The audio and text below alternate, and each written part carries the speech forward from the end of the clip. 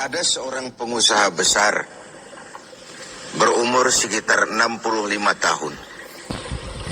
Terkenal, asetnya tidak lagi terhitung.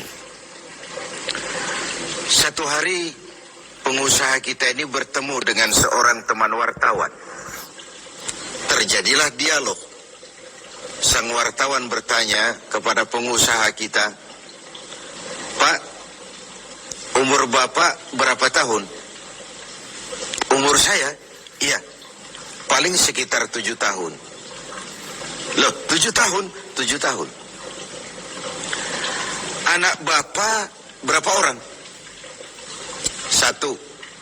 "Satu saja?" "Satu saja." "Harta Bapak berapa banyak?" "Ya, paling sekitar 10 sampai 15 juta rupiah saja."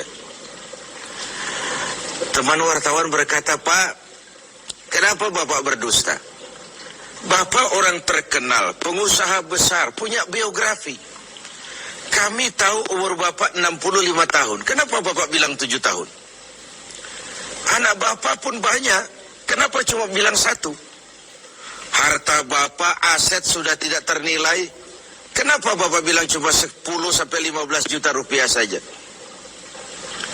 Senyum agak getir, sang pengusaha menjawab, "Kau benar, Nak.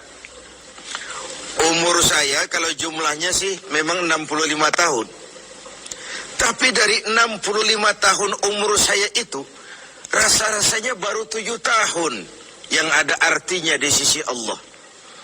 Baru 7 tahun sujud saya benar.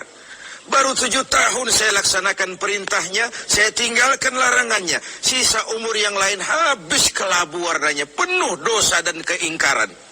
Saya katakan umur saya coba 7 tahun. Anak, kau juga tahu anak saya banyak.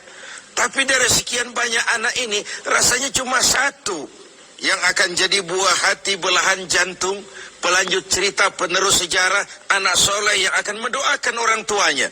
Yang lain susah diurus anak saya itu." "Oh gitu toh." "Iya." "Mengenai harta, Pak, kau juga benar. Harta saya, aset saya sudah sulit dihitung lah. Pabrik di mana-mana, di tiap bank hampir ada deposito saya. Tapi dari sekian banyak harta itu yang saya ingat, baru sekitar 10 sampai 15 juta yang saya belanjakan di jalan Allah. Saya sumbangkan masjid, saya bantu pesantren, saya bantu yatim piatu. Dan itu yang akan jadi milik saya yang sebenarnya.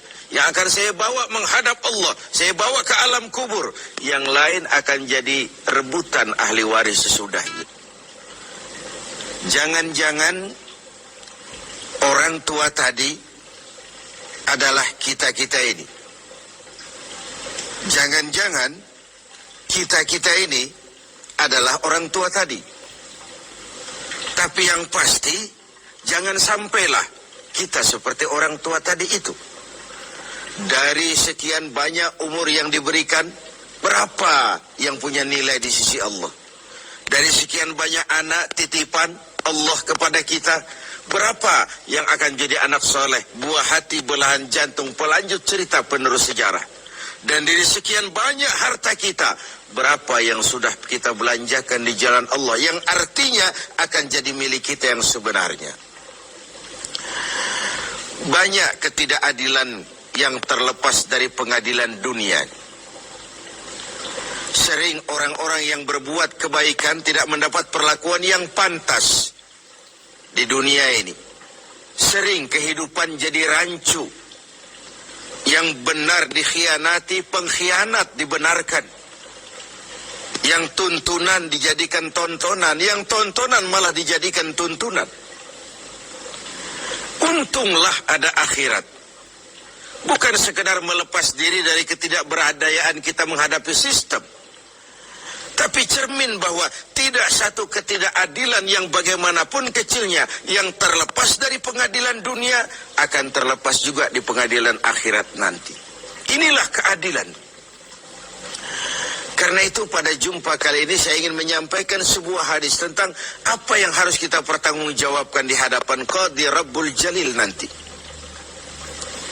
Sebuah hadis menyatakan, lan tazula qadama 'abdin yaumal qiyamah hatta yus'ala an arba'i khisalin. Besok di hari kiamat tidak akan bergeser telapak kaki seorang hamba sebelum ia dimintakan tanggung jawab terlebih dahulu tentang 4 persoalan. Apa yang 4 itu? Pertama, an umrihi fima afnahu. Umur yang diberikan kepadanya akan dimintakan tanggung jawab kelak. Di mana umur itu dihabiskan? Diberikan umur 30 tahun ke 40 tahun, 50 sampai 70, 100 bahkan. Sejak kita akil balik sampai ajal datang merenggut nyawa, di mana umur itu dihabiskan? Kita sering main-main, padahal waktu berjalan terus. Kita sering lalai dan lupa, padahal malaikat maut tidak pernah lalai dan lupa.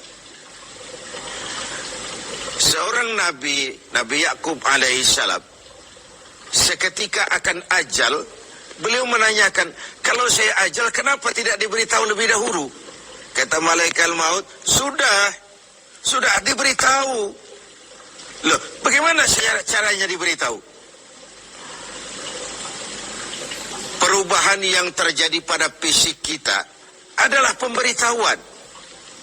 Uban yang bertabur, mata yang mulai lamur, pendengaran yang mulai kabur, itu semua pemberitahuan agar kita mawas diri. Umur akan dimintakan pertanggungan jawab, di mana umur itu dihabiskan. William Shakespeare memang pernah bilang, waktu hidup itu singkat. Tahu-tahu baru saja zuhur, tahu-tahu sudah asar, baru saja asar, tahu-tahu sudah maghrib. Yang kemarin anak-anak, tahu-tahu sudah punya anak, tahu-tahu, dan tahu-tahu. The time of life is short, kata Shakespeare. Waktu hidup itu singkat betul. Namun waktu yang singkat akan terasa ada manfaatnya kalau kita bisa memanfaatkannya dengan yang sebaik-baiknya. Apalah umur panjang kalau cuma untuk menimbun dosa dan kesalahan. Lebih baik umur yang panjang tapi untuk mengkoleksi berbagai kebajikan. Inilah makna ucapan Nabi, khairukum man tala umruhu wa hasuna amalu. Yang terbaik di antara kamu orang yang panjang umurnya dan banyak juga kebaikannya. Umur ini yang sering kita berleha-leha menghabiskannya untuk sesuatu yang tidak punya nilai, kelak akan dimintakan tanggung jawab di hadapan Allah Azza wa Jalla. Lalu yang kedua, wa an syababihi fima ablahu. Masa muda, pernah diberikan umur muda, di mana dihabiskan umur muda itu? Hura-hura atau untuk sesuatu yang bermanfaat? Dahulu ada seorang selebritis lah kalau zaman kita sekarang. Namanya Ibrahim bin Adham. Namanya Malik bin Dinar. Namanya saja sudah Malik bin Dinar, Raja bin Uang. Hidupnya jet set. Satu malam dia mengadakan pesta di rumah mewahnya. Datang seorang pengemis, bertanya kepada penjaga pintu, siapa yang punya rumah ini? Bos saya. Iya, Malik bin Dinar. Oh, orang kaya? Orang kaya. Selebriti? Selebriti. Dia hamba apa orang merdeka? Dia orang merdeka. Kalau hamba bagaimana bisa pesta sehebat ini?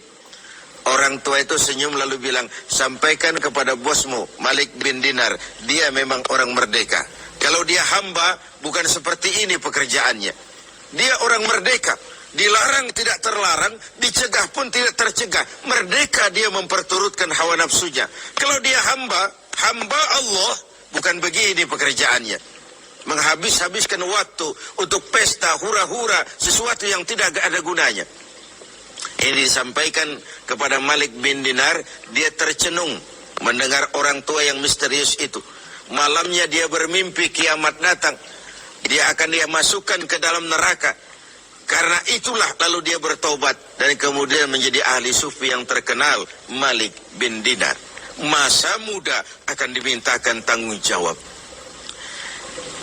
Yang ketiga, wa an ilmihi maza amilabi.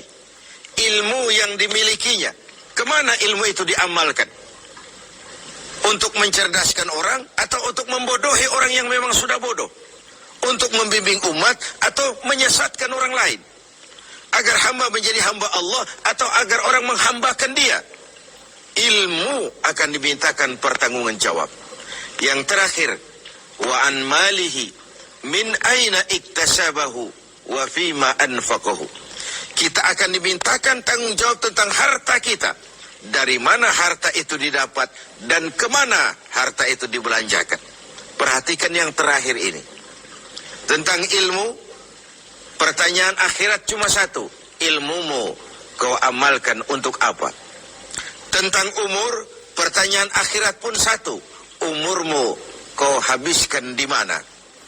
Tentang masa muda, pertanyaan akhirat juga satu. Masa mudamu kau gunakan buat apa? Tapi khusus tentang harta, pengadilan akhirat bertanya dua. Hartamu kau dapat dari mana dan kau belanjakan kemana? Dari mananya dan kemananya? Kadang didapat dari cara yang benar, tapi dibelanjakan untuk yang tidak benar. Atau bisa juga didapat dari cara yang tidak benar, dibelanjakan kepada jalan yang benar. Itu pun tidak mungkin kedua-duanya. Pemirsa TV 7 yang berbahagia, mudah-mudahan kita tidak bernasib seperti orang tua pengusaha di awal pertemuan kita ini.